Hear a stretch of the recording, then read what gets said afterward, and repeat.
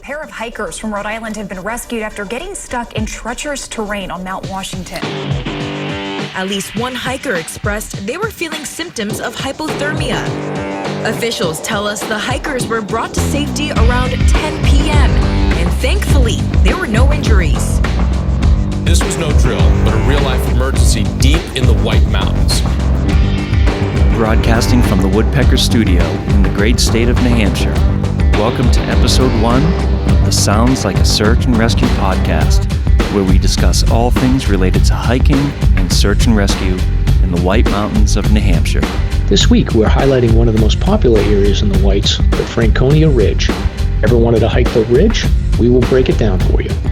In addition to highlighting Franconia, we'll cover an introduction to the podcast crew. We'll talk about some well-known search and rescue mishaps on and around Franconia. We'll do a segment on what it's like to be on a search and rescue team. And we'll wrap the show up with a discussion on bear safety when visiting outhouses in the backcountry. Don't worry, we'll explain. I'm Mike. And I'm Stomp. Let's get started.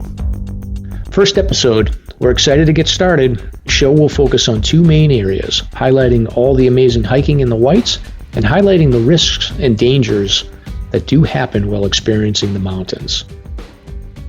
Before we get into this, I just wanted to check with you to see what you have going on for an adult beverage. Anything good? Pinot Grigio. Little tart, nice. Little light. In celebration tonight, I've got a IPA from Northwoods Brewing Company called Trapper's Pack. You ever heard of them? No. Good stuff? Yeah, it's pretty good. Pretty good. I will be hydrating with this, and I will also be hydrating with a little bit of water. Nice. So yeah, when the Pinot's gone, I have some Moat in the nice. Fridge. Some Czech Pilsner. Very nice. Been getting ready. I'm going out tomorrow. Going hiking. Heading north. Nice. Where are you going? I'm going to go to Garfield. We are meeting, I guess, I've never done Garfield in the winter, but we are going to be parking at, I think it's Trudeau Road and Route 3, and then road walking up. So I just mapped it out. It's about 12 and a half miles. It's going to be a long day. Well, I was just going to say, in the winter, it's long AH with the addition of that. Yeah, road. so I'm looking forward to it, though. I haven't gone out in like 2 weeks, so it should be fun. I'm going with one friend. He hasn't gone out winter hiking yet this year, so we'll have to get the snowshoes out and break trail, I'm guessing. Yeah, for sure. Absolutely. Some more snow coming, too. So winter's finally here.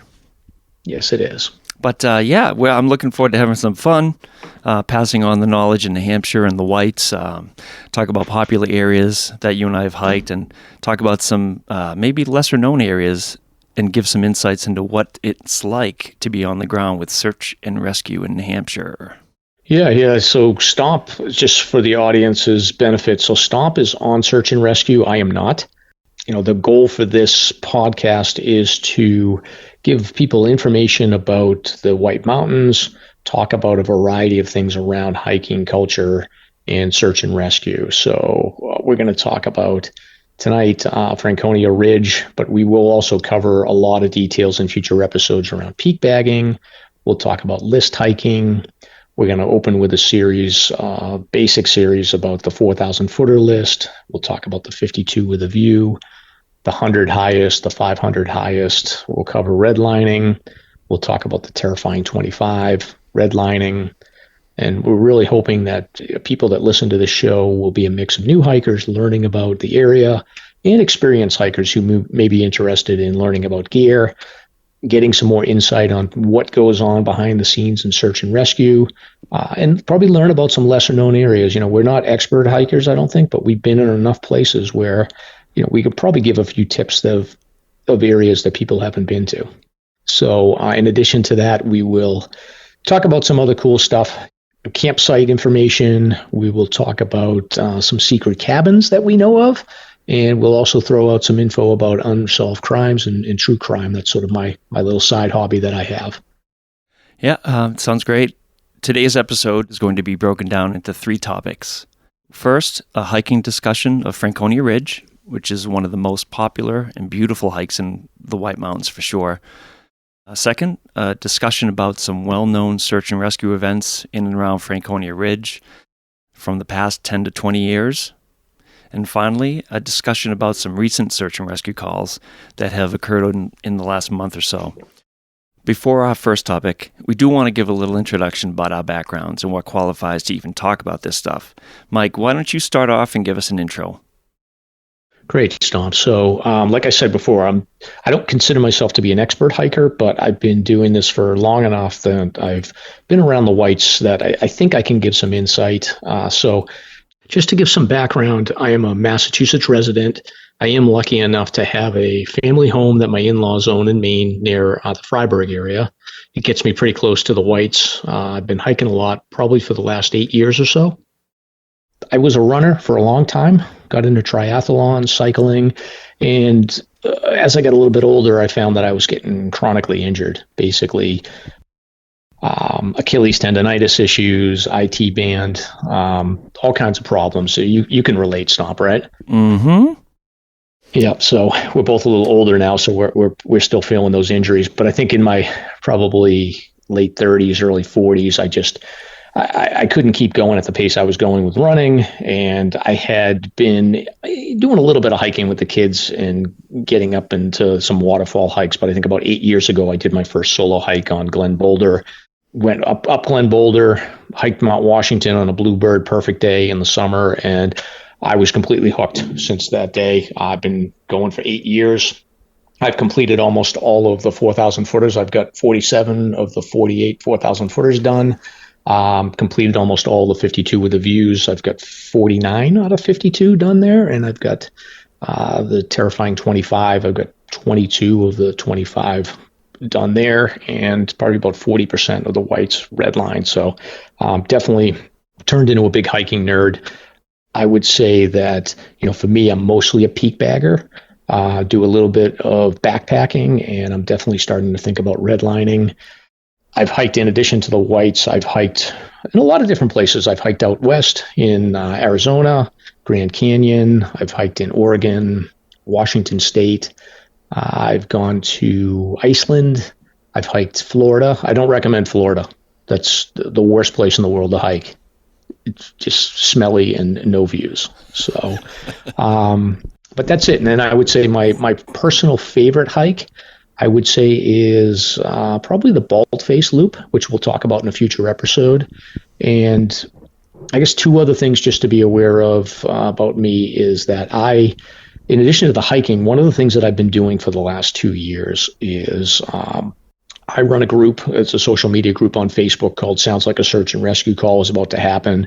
And in that group, what we do is track search and rescue calls. So the last couple of years, I've been really interested in risk and search and rescue incidents that have gone on in the whites. So we monitor those, track the data that comes through in media posts, and it gives us a lot of insights into strategies that you can use to remain safe while hiking. So overall, there's around 120 incidents per year that happen, which is not a lot of incidents when you consider how many people are out hiking.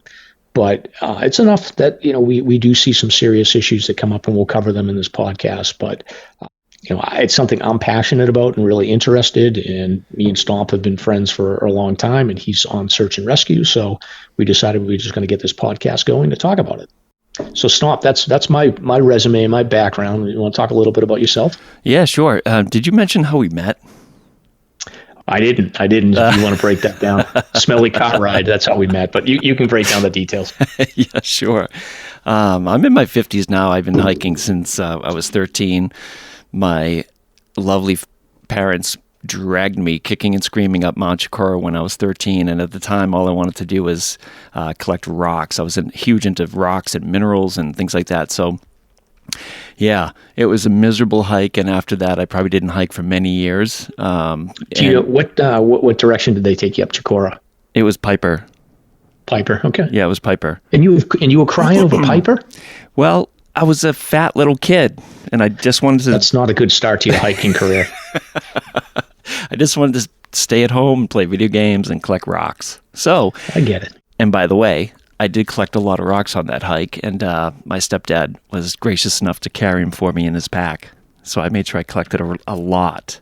So yeah, it took me many years to get back into it. I think I got back into hiking when I was in my 20s. And now it's virtually a every other day, every day type of thing.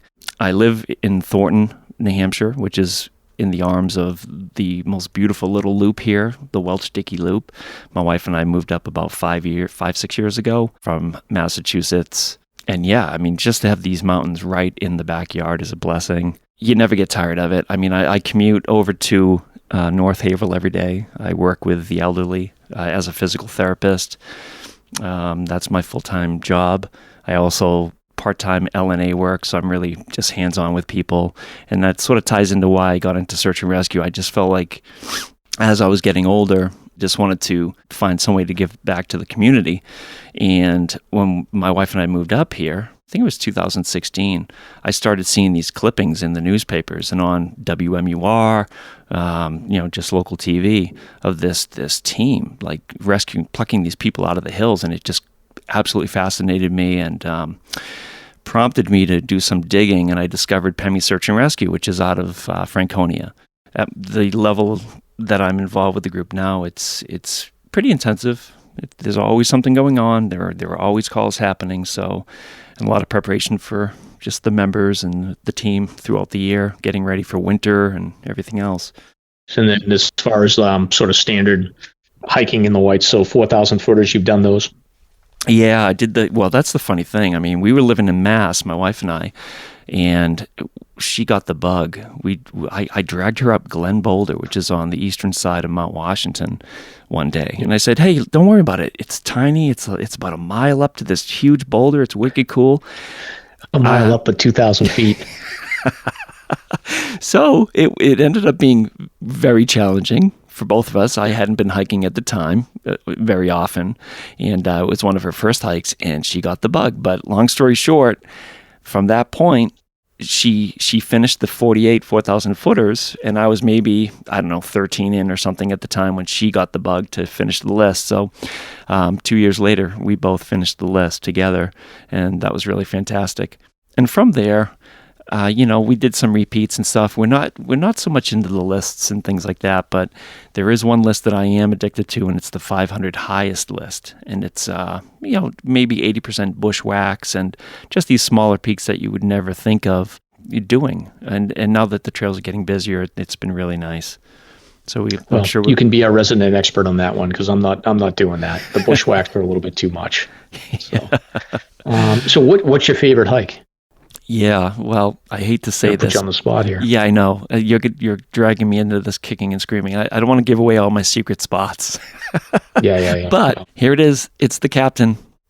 Guess I would say that. Yeah, I knew you were going to say that. So we'll do an episode on the Captain at a later date. But if you do a little bit of research, the Captain, just quickly, it's a peak right below. It's between Mount Carrigain and the Hancocks, and it's a bushwhack only, very difficult peak to get to, and it's sort of a rite of passage for anybody that's a crazy bushwhacker in the Whites to get out to the Captain. So it's an impressive feat, and Stomp is probably too humble to brag himself, but he went out there and did a solo trip, which is insanity. But we'll talk in more detail about that in the future. To backtrack about how we met, we are both veterans of the Mount Washington road race. And it's back in my running days. Yeah, honestly, this is way back in 2008 or 2007, somewhere around there. I think so. Yeah. Yeah. So I've personally done the race 4 times. Mike, you've done it 10,000 times? I think it's 6 or 7. I'm in this year, so I haven't trained yet, but I'm in. So I think this will be 7. Are you going to wear 2 surgical masks or 3? I'm hoping that we'll be at the point where we're not going to need surgical masks. So it's in June, so I'm keeping my fingers crossed, but we'll see. I don't think I'm going to be able to wear a mask running up that hill. Yeah. Well, their plan is they're splitting the genders up, so they're doing it across 2 days. So they're going to have the women go on Saturday, the men go on Sunday, and then I think they're going to stagger the start times by 5 minutes so that everyone will be spread out. So that's awesome. I'm really excited for you. So yeah, that's how we met, and here we are. Yeah. I think if I remember correctly, it was the old message board on the Mount Washington road race. I was looking for a ride, and I met you and your lovely wife through that, and the rest is history. Yep. Yeah, it's awesome. Great. So, Stomp, we're going to get into our first topic here, which is Franconia Ridge. The reason we picked this is because it's one of the most popular hikes in the Whites. Basically, If you look at the two most popular, I would say Franconia Ridge and then Mount Washington. So we wanted to focus on the Ridge right now for a couple of reasons. Primarily, the main reason is that it is a big hotspot for search and rescue, and there's been some recent activity there that Stomp has been involved with. So we'll break down some of that info later. But just to start off with, for people that are not familiar with hiking in the Whites or haven't done Franconia Ridge, I want to start off with some quick facts. So it's about a 9-mile loop hike. So there's a sort of a standard route that you would travel it by, and we'll give a little bit more detail on that shortly. Anytime we're talking about trails or hiking in the Whites, generally we'll reference the White Mountain Guide, which is a book that basically has all of the trail descriptions and all of the associated maps of the White Mountains. This hike is listed as a strenuous hike in the White Mountain Guide. Franconia Ridge itself is a 1.5-mile trail that goes across the ridge and goes over 3 peaks: Little Haystack, Mount Lincoln, and Lafayette. And it's considered to be one of the most scenic hikes in the world. I kind of cringe sometimes, Stomp, when I see, I'll see these articles about like the top 10 hikes in the world, and Franconia usually will be on those lists. Yeah, absolutely. Just the position of it between all these different states and even Canada, it's just very, very popular destination. Yeah. And it's part of the Appalachian Trail as well. So I would assume that, there's a couple of big milestones for through hikers. I haven't done the Appalachian Trail, but for through hikers, getting to Franconia Ridge is a pretty iconic moment for them. And typically, in the summertime, you'll see a fair amount of through hikers coming across the ridge. It's fully exposed. It's above tree line. Like I said, it's about 1.5 miles long. And it is, when you hit this on a beautiful day, it is unbelievable, the views. But it's crowded. It does get crowded up there, Stomp. You've been up there a number of times. Can you describe a little bit about the elements of the crowds that you'll see up there? These days, you have to plan your days. Most days, there are a couple parking lots that you can access on Route 93 North. The primary parking lot maybe holds a couple hundred cars. That thing gets packed by 7, 8 o'clock in the morning, and now people are being diverted to about a mile up the road to Cannon Tram, which has another series of parking lots, and they're just, they're having to use busing and everything. So there are days on the weekends that you can have a conga line of people ascending and descending and crossing over that traverse. So it can be very crowded. Yeah, and I was up there with my daughter. I don't know if it was last summer or the summer before. And I tend to go early because I like to avoid the crowd and other crowds. We got up to Little Haystack. We were heading over to Lincoln, and there was nobody there. It was just me and my daughter, and it was a beautiful day. But we were up there early. I think we were on the ridge around 8 o'clock. Saw a couple of trail runners, but we did see a forest ranger coming by, and we stopped and chatted with her. And I think we were hiking on a Sunday. And I asked her, I was like, what do you expect for crowds? And she said that they actually counted the crowds the day before. And she said, so this is a Saturday in June, probably, I think it was late June. And she said that they had 800 people come across the ridge on that Saturday. So they probably figured the same numbers on a Sunday. So you're talking anywhere between 1,500 to 2,000 people coming across the ridge on a weekend day in the summer. Along with the crowds, one other, the other thing that is noteworthy of the ridge is that it is in close proximity to an AMC hut. So right below Mount Lafayette, there is a AMC hut that is full service. It's called Greenleaf Hut. It's probably about a 3/4 of a mile or a mile down below the peak. Guests can stay there overnight. Gets big crowds. I've never stayed in an AMC hut, but I do see the crowds there, and day hikers are welcome to go in, get water, purchase a snack, take a rest there. So it definitely gets to be a crowd there on the weekend. So it's a place where if you can go during the week or you can go early, I always recommend that's from a timing perspective, that is what you want to do. Again, the views up there are very impressive. The ridgeline offers views out to the Kinsmans, Mount Cannon to the west, and it's got stunning views of the Pemi Wilderness to the east. On a clear day, you can easily see the Presidential Range. You can see the Sandwich Range. They're all clearly visible, along with many of the prominent features in the Whites.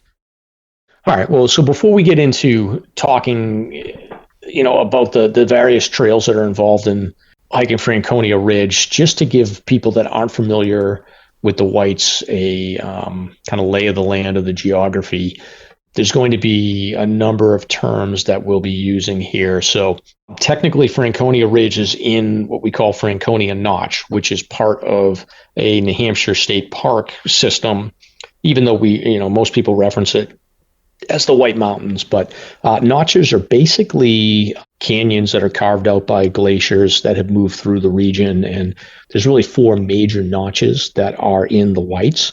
And going from basically the most westerly notch over to the east, you've got Franconia. And then the next notch over is Crawford Notch. Then you've got Pinkham Notch and Evans Notch. And these are basically north to south directionally, and they tend to have ridge lines on either side. And most hikers sort of reference the general area that they're in by these notches. In addition to the notches, we've got different mountain ranges that we talk about. So the Franconia Range is one of those mountain ranges. You've also got Sandwich Range, the Presidential Range. We've got the Wildcat Maria Range. So there's a number of different mountain ranges that we'll reference when we're talking about hiking. And then in addition to that, we talked about the hut system.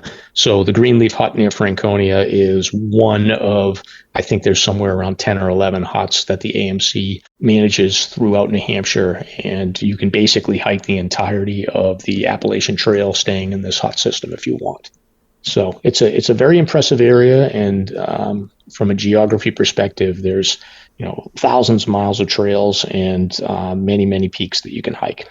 And I would add that to the west of Franconia Notch, you have Kinsman Notch as well, tapping into a whole other range that makes up the western side, and that incorporates Mount Moosilauke. It's a massive area, massive. Yeah, it is. Stomp, can you talk a little bit about how you access the Franconia Ridge hike? Sure. 93 is the primary highway that you'll take to get to the main trailhead. There are a few trailhead options to get up to the ridge, and that includes the Greenleaf Trail, which starts essentially at the Cannon Tram parking lot, which would be exit 34B. But there's also the primary lot as well, which is trailhead parking, which is south of that, and that connects you to the Falling Waters Trail and the Old Bridle Path, which again heads up to Greenleaf Trail and intersects there. So basically, when thinking about Franconia and trying to access this ridge, this beautiful ridge of mountains, there are basically 3 trailheads, 5 major trails, and 1 hut, the Greenleaf Hut. We've talked about how it does get crowded, so we always recommend that the best time to go is during the week. If you do go during the weekend, I suggest that you get there by 8 o'clock at the latest. So Stomp, you obviously live close by, so you've had the luxury of being on and around this area for many times between search and rescue and just hiking in your own hobby or free time. Can you give me, I guess, some idea of a couple of the hikes that you've done around this area that have stood out to you? Yeah, absolutely. I've done the traditional loop, the 9-mile loop, about once or twice. There was one time that's really special for me, actually. I was working at Franconia, and right after work, I zipped out. It was spring. It was winter to spring, and I went up Old Bridle to the hut, and then I went up to Lafayette, and it was a full moon night, and there was still a lot of snow up there, but it was just me. That was it. That was probably one of the most special times up on that ridge, just walking across south towards Haystack and then down Falling Waters under the moonlight, and you didn't need a headlamp. You could see the shadows under your feet. Yeah, I haven't done a lot of night hiking, but that's something that I don't think about it that often, but that's something this summer that I want to try to do is go across the ridge at night. That would be amazing. Yeah, it's really special. I've been over that area a few times. So my first time hiking it was a solo hike in winter. I did an out and back up Old Bridle to Greenleaf to Lafayette. That hike was a little bit sketchy because there was just no visibility getting up top. So I broke trail all the way up to the top. I was by myself. There's no other cars in the parking lot when I left. Was going to go across the ridge, but with the visibility, I decided I'd be better off following my tracks back.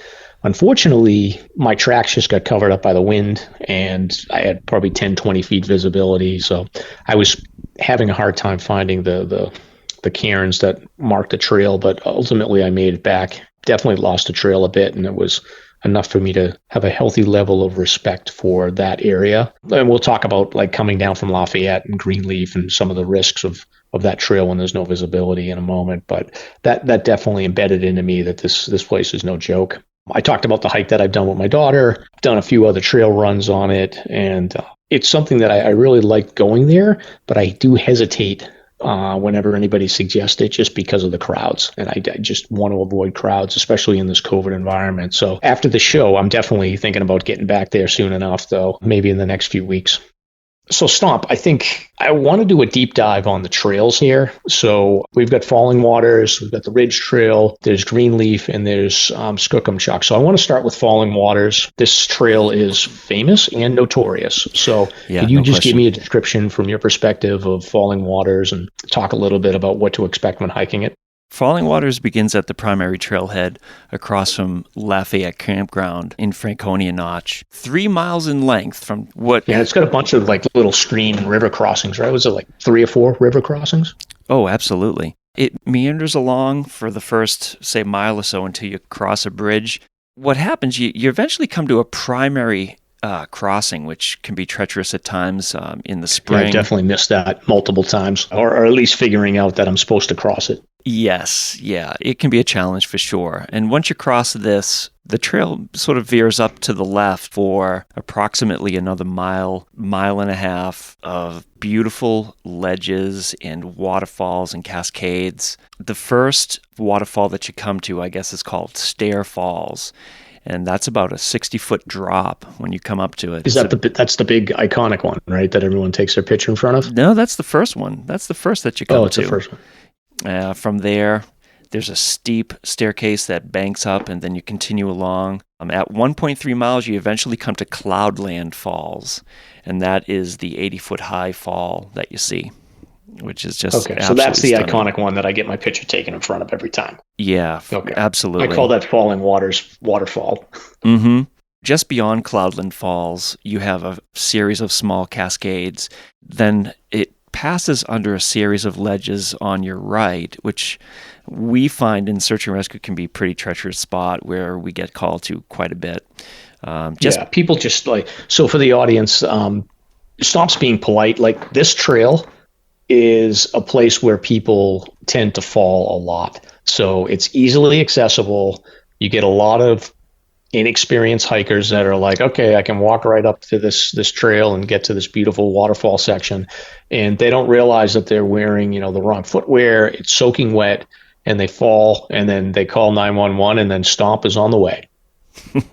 Once you get past Cloudland, the trail continues on at about, it gets a little steeper at about 2 miles. That's where you run into the spur that leads to Shining Rock.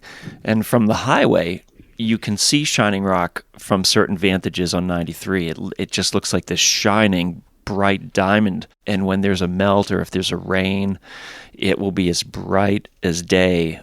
And it's basically this giant 200-foot tall, 800-foot long slab of granite that's just cleared out there. Absolutely beautiful spur. I think it's only, 0.2 to get to the spur from the trail. So it's really worth going down to see this beautiful spot. Yeah, especially in the winter, because it just gets covered with ice, and it's got a little bit of an angle to it, so it's not like a traditional what you'd call an ice climbing route, but it's really accessible, and it's just, like Stomp said, it's like 200 feet of just granite slab, and when in the winter it just gets covered in ice, and it's pretty impressive. Yeah, and the view itself is beautiful too. So when you get to Shining Rock, you can oversee Cannon and the Kinsmans, and I believe you can see Moosilauke way out to the west as well. Yeah, and that's also your kind of your signal to say that you've kind of made it, because you get to Shining Rock, and then it's basically a very short distance to get above tree line. It's a little haystack, right?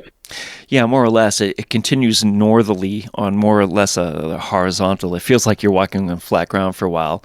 And then all of a sudden, boom, it just veers off to the east, straight up to the summit of Haystack. And once you're on that summit, you're on the Ridge Trail. So can you describe a little bit what the Ridge Trail looks like? The Ridge is nice. It's almost like you're on a 2-lane highway.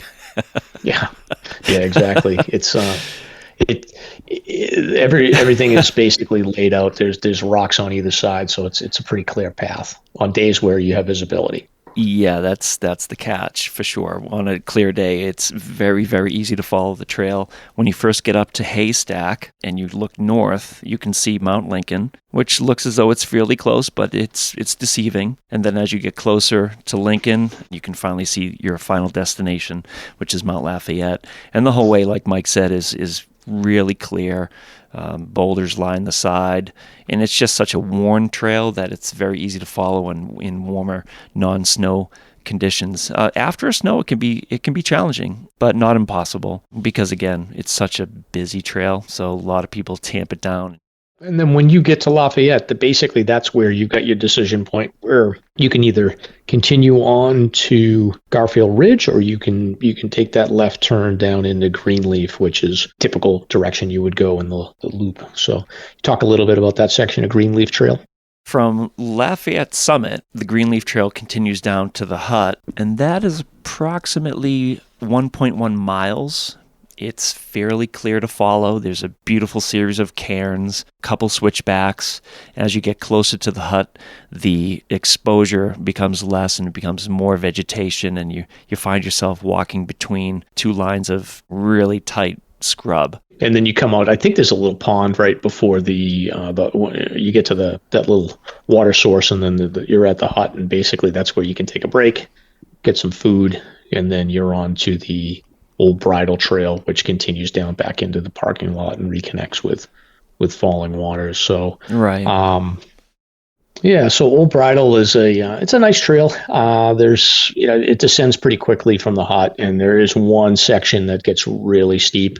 I remember coming down that in my snowshoes when I did it in winter by myself, and I had to do a little bit of skiing to get down that section. But otherwise, it's a pretty steady descent, and then it's nice open forest. You get down into the lower sections, and it just reconnects back to Falling Water. So it's a nice loop. Basically, you've completed your 9-mile hike, and you're back out to the car. And most people do recommend that you do Falling Waters up, Old Bridle down.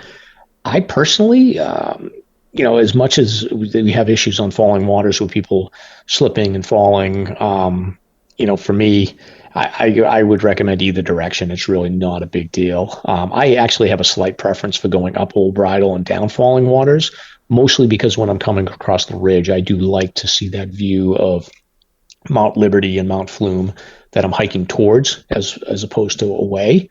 But either way is fine, but most people will recommend up Falling Waters and down Old Bridle. So Stomp, I think we've kind of covered the main route of Franconia Ridge, but there are two other trails directionally that people will hit the ridge from, one of which is Greenleaf, the other is Skookumchuck.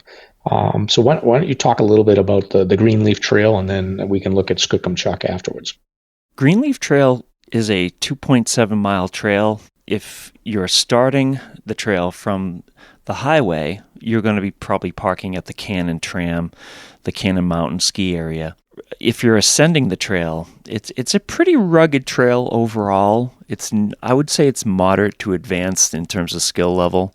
It's very bouldery. It's very steep for good portions of the trail. The first mile, you're walking more or less on a 10% grade. After that first mile, it just shoots straight up, and it's a very tight trail. It leads up to what they call Eagle Pass. To the north of Eagle Pass, you have Eagle Cliff and a few other notable sites that we'll talk about in the future. Eagle Pass is roughly at about 3,000 feet. And again, when you're heading up, you're heading to 4,000 feet, which is where the hut is. So from Eagle Pass, you have this beautiful glacial boulder formation in there where even in mid-August you can experience cooler temperatures because of the buried snow underneath the boulder field here. It's very tight and narrow. People on the team tell me that it's one of the most dangerous places for rock fall. So when you get to this pass, as you're ascending, you'll notice that this massive 80-foot tall cliff to your left, you want to get past that fairly quickly, because it's very dangerous. It's constantly peeling off rock. So once you're past Eagle Pass, it just ascends gradually, but again, steeply, and a lot of fairly big boulder steps and little scrambles here and there. Rugged trail for sure. I haven't been on Greenleaf. I mean, I've been on Greenleaf to get up to the Watcher and Eagle Cliff, but I haven't spent a lot of time over there, so I definitely want to check it out in the future. Well, here's something funny, just a side note. Because of the diversions of all the traffic that we've had going to the regular trailheads, people are parking at the Cannon Tram and heading up Greenleaf. Some people are coming up Falling Waters over the Traverse and then down Greenleaf by accident, and then they don't know how to get back to their car. But last summer, we had a qualifying hike, and I could not believe how many people were coming down this trail. Hundreds. Again, same phenomena, just lots of people, but a little bit over their heads because it's a challenging trail for sure. Now, did you want to... again, it's just so accessible in that area. It's like right off 93, park your car, and you're in the woods. Yeah, for sure. Very few views on this trail. At the top, as you're nearing the hut, there is one or two side trails toward Cannon Cliffs, which is quite the view. That's a 900-foot cliff. That's a nice area there. So we've covered, again, the loop trails, talked about Greenleaf. The last approach is from the what we call the Skookumchuck Trail, which is a little farther north and a little bit longer of a hike. It's not really something you can loop. It's more of an out and back approach to get to the ridge. But do you want to talk a little bit about Skookumchuck? I've never been on it, but I think you've been on it a few times. Sure, yeah. Skookumchuck is the hidden gem. Not so much now anymore, but it's still... Not anymore after this podcast. Yeah, it's still less frequently traveled for sure. It's a long... let me get the mileage on this trail here. I believe it's almost 4 miles. Yeah, it's over 4. So it's 4.3 miles from the trailhead, and it brings you basically 0.8 north of the Mount Lafayette summit. So to get to this trailhead, you're on Route 3, which just as you pass Franconia Notch, you'll see the trailhead on the right. It's fairly long and gradual, and will start to follow Lafayette Brook. There's a series of rock-hewn stairs that you have to climb. Eventually, it tops out into these beautiful birch fields. At one point, I forget how far it is. I think it's about maybe 3.6 miles in. You finally come up over a knoll after this really steep section. You get your first view of Mount Lafayette. It's just a really stunning angle to see Lafayette. You don't typically see Lafayette from this view. After this vantage point, it meanders along somewhat horizontally for another half mile or so until the last summit push, which just juts straight up to a junction which connects to the Garfield Ridge Trail, which is a continuation of the Pemi Loop heading towards Mount Garfield, or south towards Mount Lafayette, which can be steep, open and exposed, very little vegetation, it's all stone.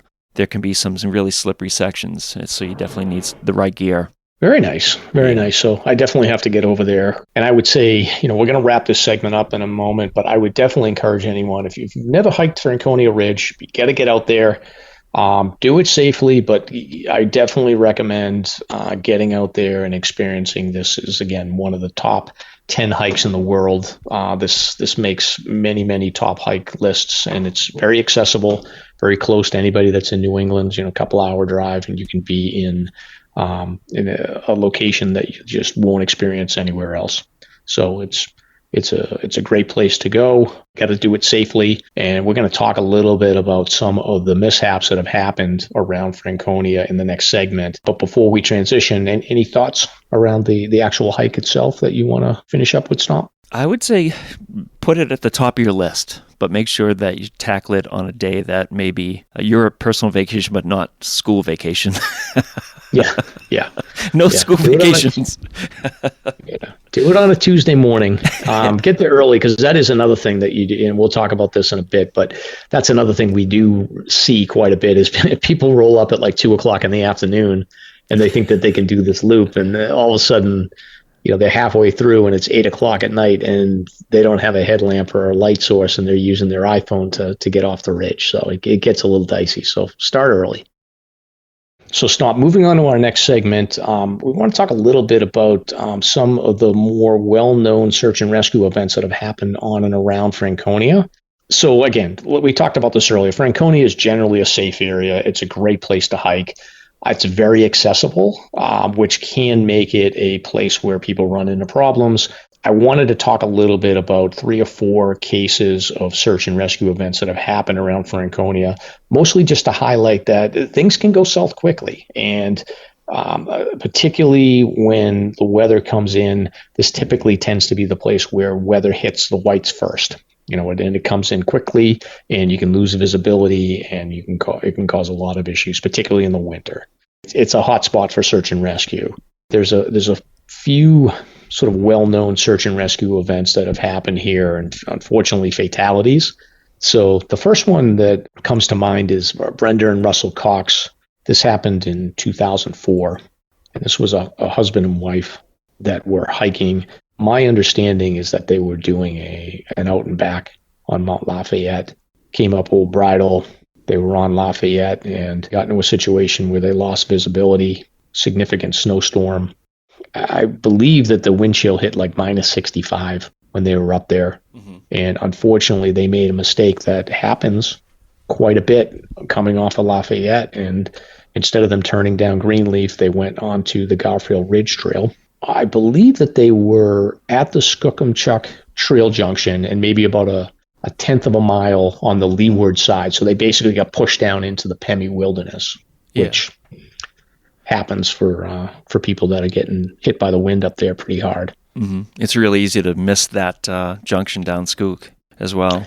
Yeah, it happens quite a bit. Matter of fact, it almost happened to me my first time. I just, I get turned around and there's no visibility, and it feels like you're going down the right trail because they've got these sort of trail markers laid out. But ultimately, you start heading down to the Garfield Ridge section, and you can become like way off trail. And that's exactly what happened to them. Unfortunately, they were out for, I think, 2 or 3 nights. There wasn't enough visibility to get a helicopter out to them. Russell was able to survive. They found a rock outcropping to stay under. I don't believe that they had sleeping bags or anything they could use for warmth. So unfortunately, Brenda did not survive. Russell was taken off by a helicopter, and it's a real tragedy. It's a difficult thing, and I don't think that they made any purposeful mistakes. It's just one of those things where the weather came in, and unfortunately, they just took the wrong turn, and it didn't end well for Brenda. What time of the year was this? This was in winter in 2004. Okay. So, and around that period, there was a number of incidents that happened. I think that was a really rough winter.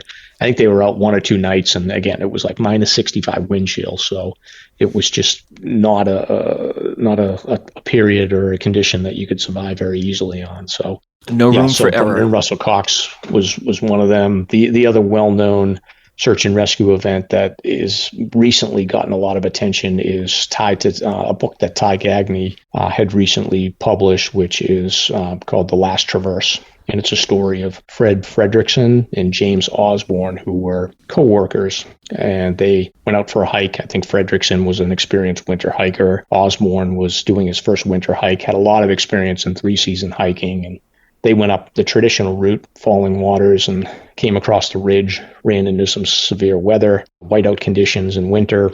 Unfortunately, they made the decision to hunker down in a rock outcropping and wait it out. And unfortunately, the weather just became such that when they decided to start moving, they made it back towards Little Haystack, but the conditions were just too much, and Fred Fredrickson just wasn't able to survive. James Osborne was taken off the mountain, and he did survive, but it's just another case where winter conditions basically happened, and significant wind and wind chill, and they weren't prepared for those conditions. So I always, whenever I'm hiking, I bring a sleeping bag, a bivvy, and a sleeping pad to stay off the ground. So it's just basic equipment that you need to bring with you. And I think that when these events happen, people do learn from them, and it hopefully prevents things in the future from happening. There's always that trade-off between what you're packing and where you're headed and what conditions you're expecting. And we'll talk about a rescue at the end here that just happened recently. But it's so important to be prepared for the conditions. Yeah, next event that I had bookmarked here as a reminder was this one happened recently in 2017. A gentleman by the name of Randy Willett got lost along the ridge and was down into the Pemi. And Stomp, you weren't on search and rescue at the time, but if I recall correctly, you were you were out hiking right around this time. So this may have actually been sort of like your first interaction with the search and rescue world, even though you weren't part of the team. You were just out there, right? Yeah, this is one of the big influences that inspired me to look further into search and rescue, for sure. I was doing what they call a PEMI loop, which is a 33-mile loop, coming up north, heading over the Garfield Ridge Trail toward Lafayette with a friend that I just met earlier that morning. The entire day, we were passing hikers saying, "Hey, did you see this guy? Did you happen to see this fella?" Everybody was aware that this person was missing and had been in the woods, the Pemi Wilderness, for a couple days, and time was running out. I continued on with my friend until we got to Mount Garfield, and at that point, my friend was getting so tired of it that he decided to just crash at the Garfield campsite, and I continued on as the sun was setting.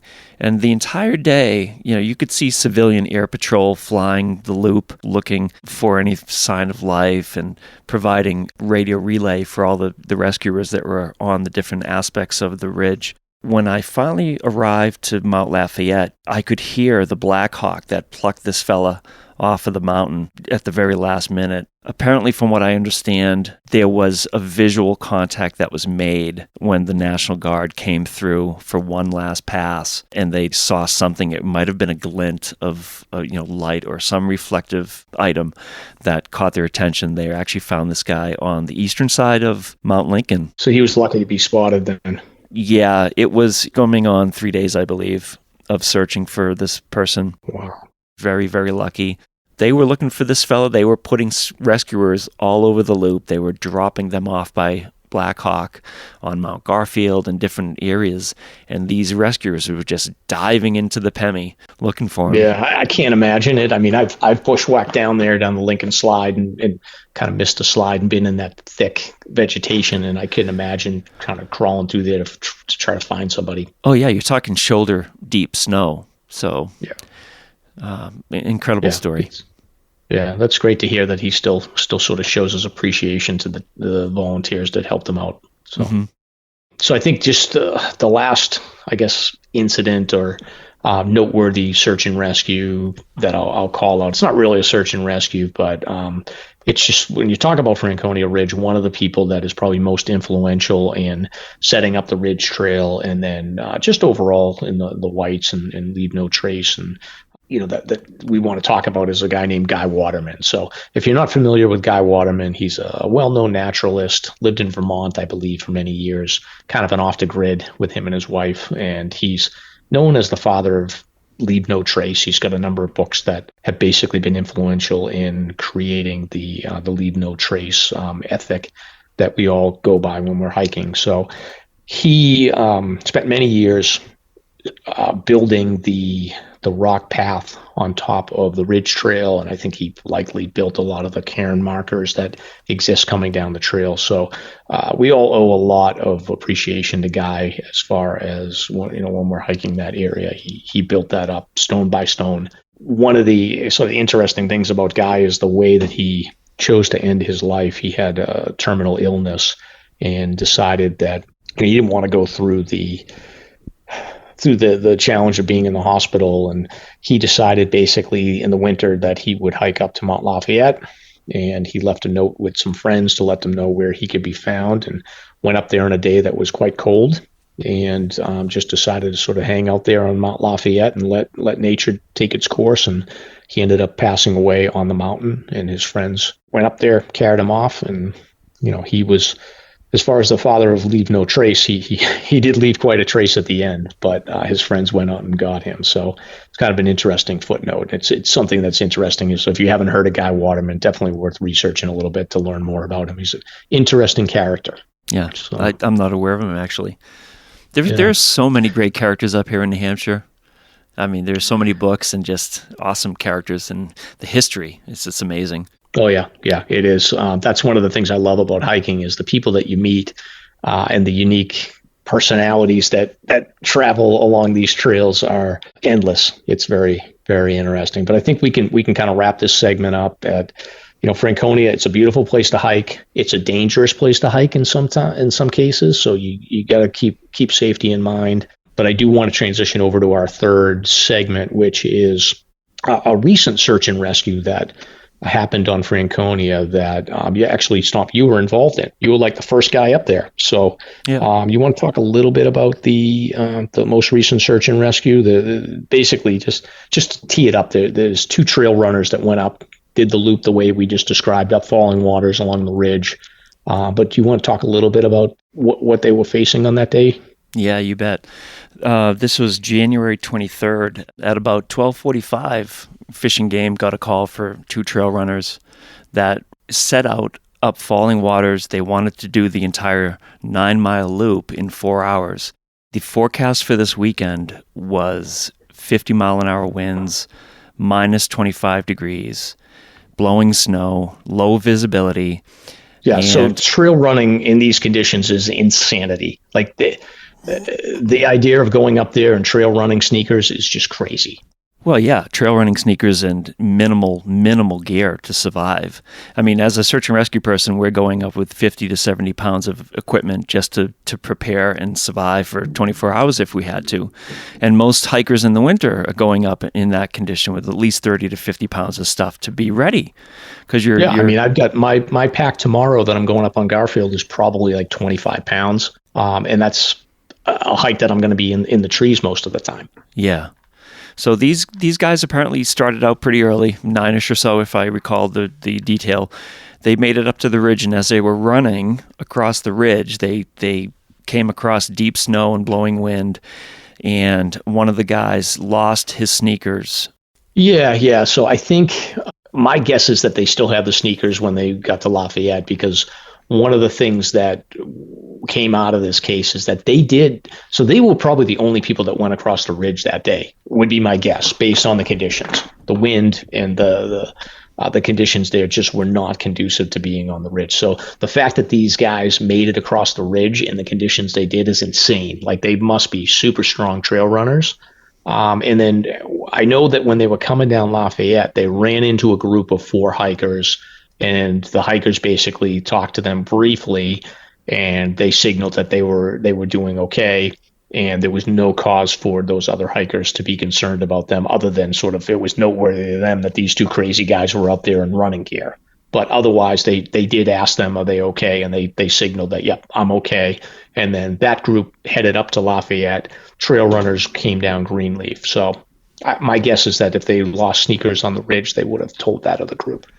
Yeah, the report's funny. I mean, we don't get the nitty-gritty details, but from the Fish and Game report, it says that they reached the summit of Lafayette, lost the trail, and as they were floundering through deep snow, they lost their sneakers. So it could have been lower into the drainage itself. Yeah, sounds like it. Yeah. Point being, one of them had no shoes. They were somewhere down Lafayette drainage, Lafayette Brook. It's just north of where Greenleaf Hut would be. There's a massive drainage that comes down. They made their way through waist-deep snow. One of them was barefoot. Their phone wasn't working. And as they made it down to about 3,200 feet, they just stopped and ran out of gas, and they were freezing and became hypothermic. They had their feet in a backpack to stay warm. They really had no extra gear to protect themselves. Certainly didn't have enough gear to wait for search and rescue to show up, which can be a timely process, which I can talk about in a moment, or even National Guard, which in this case were the rescuers of the day. Got it. So these guys eventually were able to get a phone call out, right? Because if they hadn't got that phone call out, they wouldn't have survived. In my opinion, no. It would have been a recovery of 2 people. 2 bodies for sure. So basically, when they were sitting, they were able to thaw out a phone. The call came in around 12:45. Search and rescue was activated around 1:30. I arrived first. So you get either a phone call or a text from like the Fish and Games people. So just to give people an understanding of how this works, like you can watch Northwoods Law and you can learn a lot about this as well. But basically, you've got the Fish and Game organization, which is law enforcement, and then they rely on a volunteer organization called the PEMI Search and Rescue, which is what Stomp is part of. Yeah, one of many. And they basically have sort of a messaging system that goes out that alerts the volunteer members to arrive at a location to help with the rescue. Yeah. Right. And that's what happened that day. I was on my way to Plymouth when that call came in. So instead of going south, I went north. And we all have our gear in our cars, so we're ready to go, especially in the winter when these calls are so time intensive. You have to get there as quick as possible and get to these people. So when I arrived at the trailhead, there was another commanding officer from Fish and Game, and I got ready pretty quick and started up the trail by myself. Usually we'll send people up in pairs, but I'm fairly familiar with this area, so I just started to break trail for the people that would be coming up behind me. You basically just started going, and your assumption is you got 2 or 3 people coming up behind you. Yeah, I mean, there were several volunteers from our team, and then 3 or 4 Fish and Game officers that were coming up as well. I made it to Eagle Pass, which we talked about earlier in the podcast, and then I continued on to about 3,200 feet, which is just beyond Eagle Pass, maybe quarter mile. And at that point, that's when the Black Hawk arrived. There had been a call placed for a Black Hawk earlier in the day, and there was some question as to whether or not they would be able to actually come in if the weather's bad, if the ceiling, the ceiling is what we call just the cloud cover. It can rise, it can fall. In this case, based upon where I was at the pass at 3,200 feet, there was maybe another 200 to 400 feet of visibility above me, and beyond that, it was just pure gusty snow blowing. So the Black Hawk would never have been able to get any higher than that. And if that ceiling had fallen, which it did just after they got those guys out, then they would have been called off, and it would have been a full rescue with the rescuers bushwhacking. You guys would have had to get in there and actually carry them out on a litter. Yeah, for sure. We were about 0.2 from where they were, or about 900 feet horizontally from their location. So we would have just gone off trail, bushwhacked through waist-deep snow over to their location. And then the question at that point is, where do we go? Do we go back to the Greenleaf Trail and descend, or do we bushwhack straight down Lafayette Brook? So those are the questions that we faced at the time. It took about 30 minutes for the Black Hawk to package those 2 individuals and get them into the helicopter and whisk them away.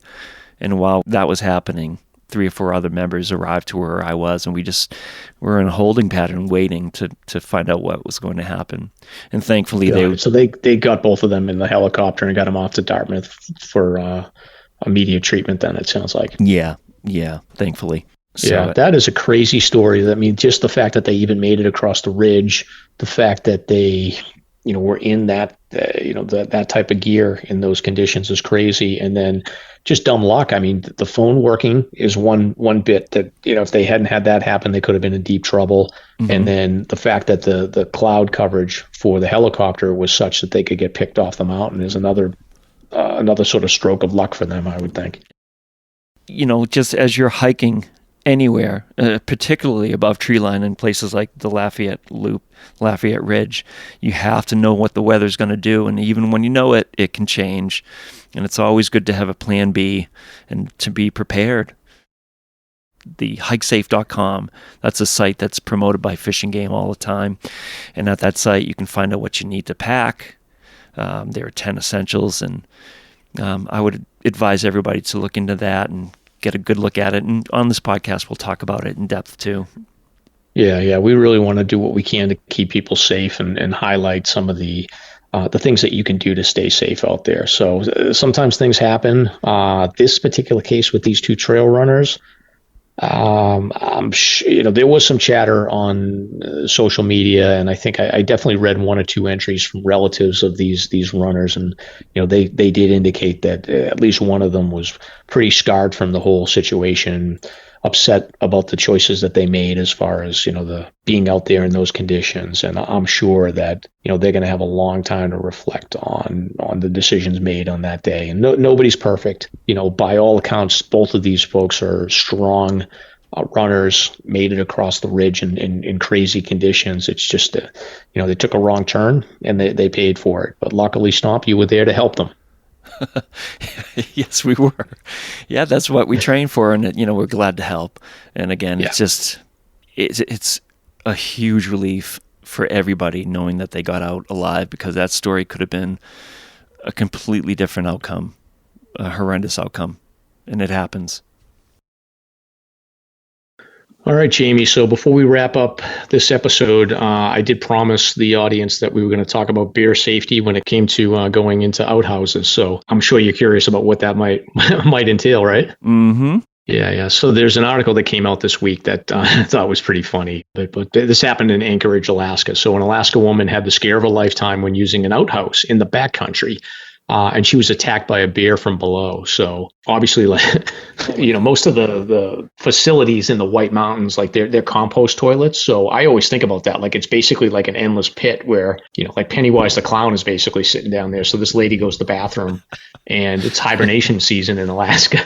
And she basically got a bite right to the ass and obviously did what anybody would do and just screamed and ran the hell out of there. And then I think her brother-in-law, looks like her brother and his girlfriend went in and, sure enough, see a black bear climbing out of the outhouse toilet. So that's amazing. Yeah, the bear was hibernating? So, apparently, yeah. They had thought that the bear was taking up residence in the outhouse, in the bottom of the outhouse. And sure enough, it sounds like they were doing a snowmobile trip out to this cabin in the backcountry actually it was a yurt. Nature called, they got there at night and it was dark. So she goes in and all of a sudden she starts feeling something bit her in the behind. And sure enough, it was a bear. This is like the stuff of nightmares for me. Always look down the hole first. Yeah, exactly. So hopefully that won't happen here in New England, but we'll see. But so that's the bear story. So thanks for listening. If you enjoyed the show, please follow us on Apple Podcasts, Spotify, or wherever you listen to podcasts. If you want to learn more about Franconia Ridge, we will add show notes to the Sounds Like a Search and Rescue Call podcast show pages, which can be found on Facebook and Instagram. We look forward to you joining us next week as we start our Introduction to New Hampshire hiking series. Until next time, I'm Mike. And I'm Stomp. Get out there and crush some peaks. Now covered in scratches, blisters, and bug bites, Chris Staff wanted to complete his most challenging day hike ever. Fish and Game officers say the hiker from Florida activated an emergency beacon yesterday morning. He was hiking along the Appalachian Trail when the weather started to get worse. Officials say the snow was piled up to 3 feet in some spots, and there was a wind chill of -1 degree. And there's 3 words that describe this race. Do we all know what they are? Only one hill! Here's Lieutenant James Neeland, New Hampshire Fish and Game. Lieutenant, thanks for being with us today. Thanks for having me. What are some of the most common mistakes you see people make when they're heading out on the trails to hike here in New Hampshire? It seems to me the most common is being unprepared, and I think if they just simply visited hikesafe.com and got a list of the 10 essential items and had those in their packs, they probably would have no need to ever call us at all.